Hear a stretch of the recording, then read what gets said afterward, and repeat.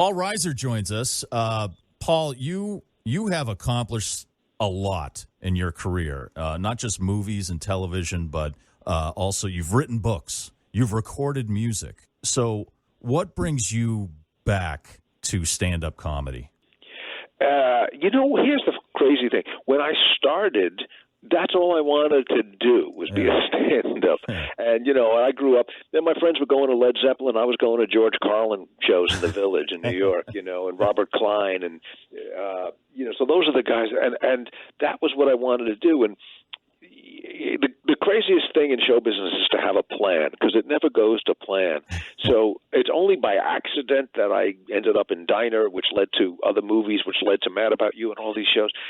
But stand-up was always what I loved most. And I had taken a long break from it. And it was only a few years ago that I got back into it, and I missed it. And my goal was always, my plan, as such it was always to go back to do stand-up. It took me a longer while than I thought to get off my couch and go. But I love it, and doing clubs. It's mostly theaters and stuff now, but when I get to do clubs, there's something really fun, because that's where we started. And the Comedy Connection in Providence, where I'll be this weekend, that's where we all started, those kind of, intimate 200-something seat clubs. And there's nothing more fun for me than doing them. Would you be able to choose? Like I talked to Michael Rappaport recently. I don't know if you're familiar with him. He makes me laugh. Yeah. I love his rants on his social media rants. Oh, yeah. He's just so unfiltered. It's really fun to listen to. He's also in the middle of a stand-up tour, and I asked him if you had to choose between stand-up and doing films and television, which one would it be? He couldn't even give me an answer because they're so different. He couldn't even describe the feeling he got from doing stand-up. And that's Michael Rappaport, a guy who's not at a loss for words.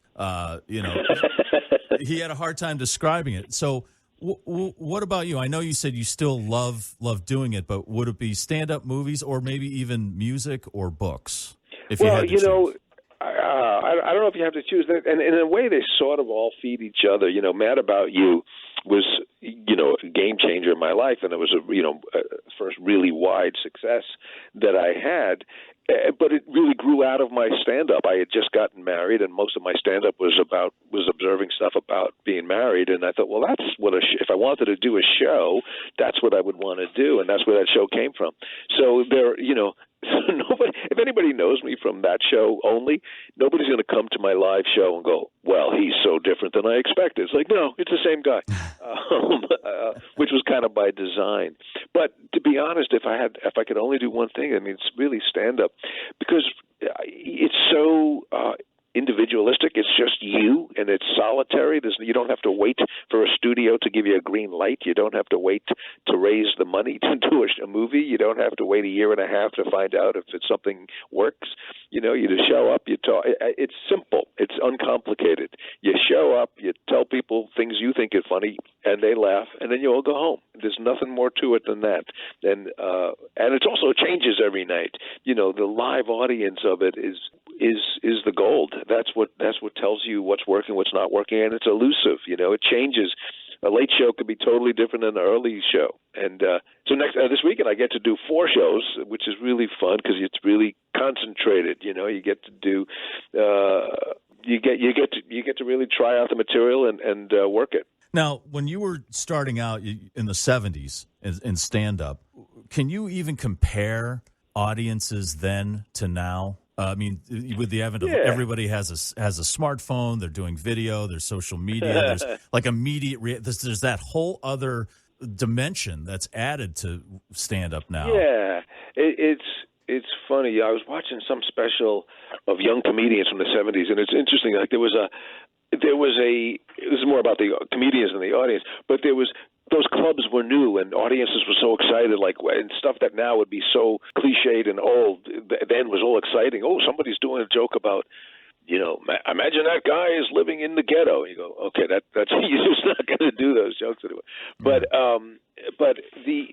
after having taken a long time off, when I got back into doing it, this is a few years ago, what struck me was how much comedy, the act of doing comedy, hasn't changed. There's nothing. Yes, audiences are different, and you can be more distracted by your phones and so on. But hopefully, people are not, not on their phones during your show. If people are on their phones during your show, you got a bigger problem than the phones.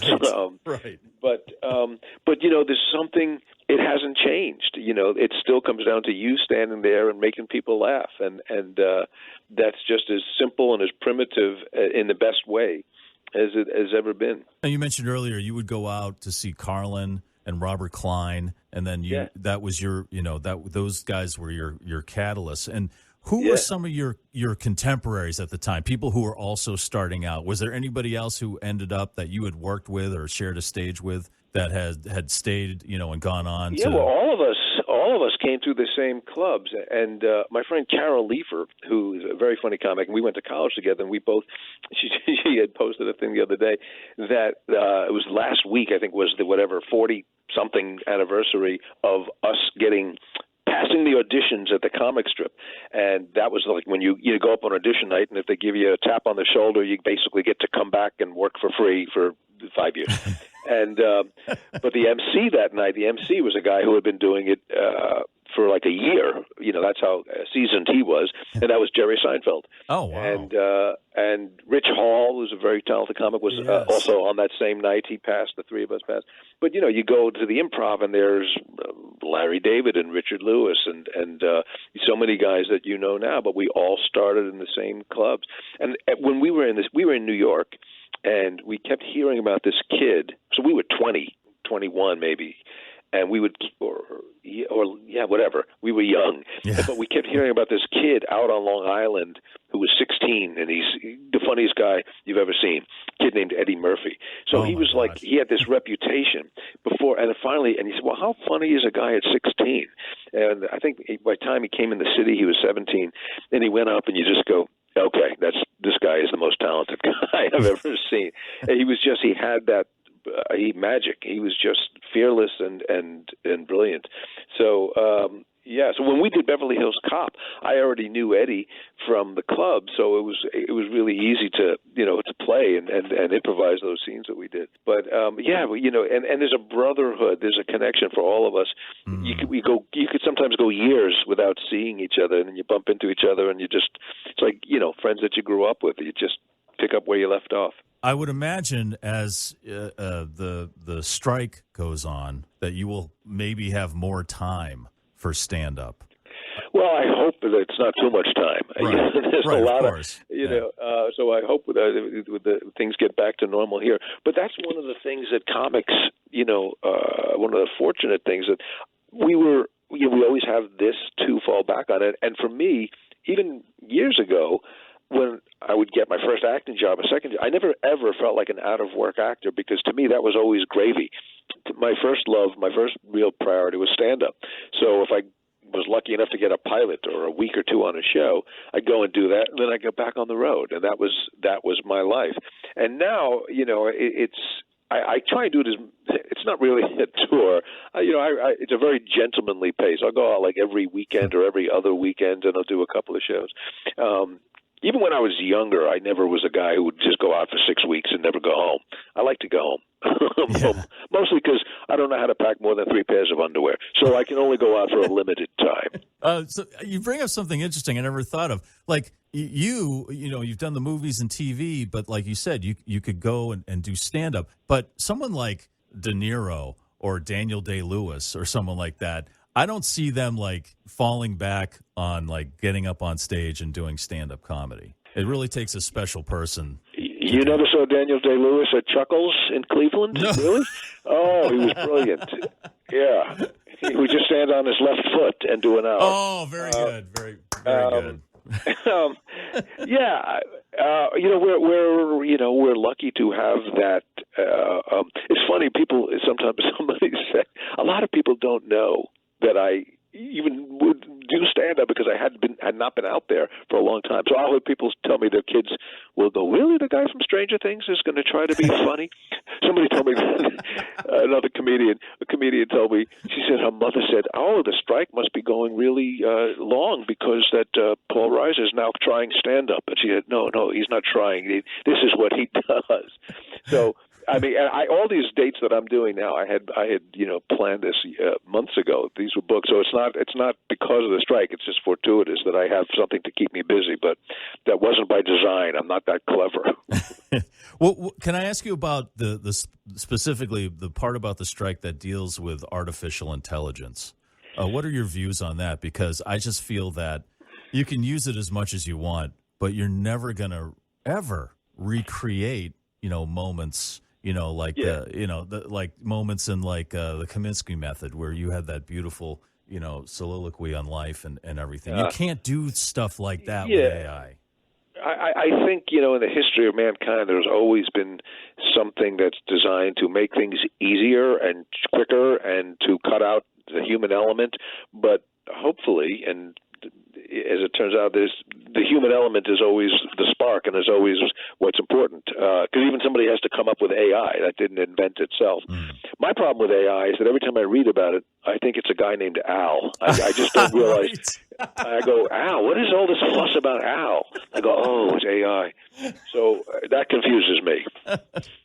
Well, looking forward to seeing you at the Comedy Connection in Providence coming up this weekend, 22nd, 23rd. Now, what do you do when people, I would imagine you run into this, what do you do when people yell out stuff about Stranger Things? Do you acknowledge them? Do you like that? Or do you want people just... There's not a lot of yelling. My crowd is not a yelling crowd. Okay. I'm happy to report. They're a polite, nice group. But, often I'll take questions towards the end of a show. I'll take, questions, and people ask. The most common question I get is people say, you got to tell me what happens next year on Stranger Things. And I tell them the truth, which is, I don't even know what the hell happened last year, and I was in it. I don't get it. So I'm the wrong guy. I'm the wrong guy to ask. What has this ever happened? Has a diner fan ever stood up and said, hey, just say I want the roast beef sandwich? Have you ever been heckled by a diner fan? Okay, first of all, there's not a lot of heckling and standing up in my show. My audience, once they sit, they're down. You know what I mean? They're not a peppy group. But I'm always tickled at the things that people remember. There'll be, the roast beef scene or from Diner. You know what was one that surprised me? In Beverly Hills Cop, which we just did a fourth one, but the first one, which was 83 maybe, 40 years ago, and there was an ad-libbed line where I was in his locker room scene with Eddie, and there was no line for me to exit. I couldn't get out, so I just kind of went, hey, this is not my locker, and I walked out. It was a throwaway just to get out of the scene. For some reason, that line registered. So for years, people will come over and do that line, or they do a twist on it. I've been in airports, and people come over and go, hey, that's not my suitcase. I go, what? No, that's my. And they'll go, no, you get it? That's not my. I go, oh, okay. I have to be amused. I have to pretend to be amused. But, so I'm always tickled. It's always a nice thing that anything you do is remembered and appreciated by people. Yeah. So it's all good. Yeah, awesome. Well, hey, Paul Reiser, I really appreciate your time. Thank you very much for checking in. Again, Comedy Connection Providence this weekend. Go see Paul Reiser. Don't yell anything out about Stranger Things. No yelling. No yelling, okay? No standing up, no yelling. No standing or yelling. That's my motto. All right, see you there. Thanks for your time.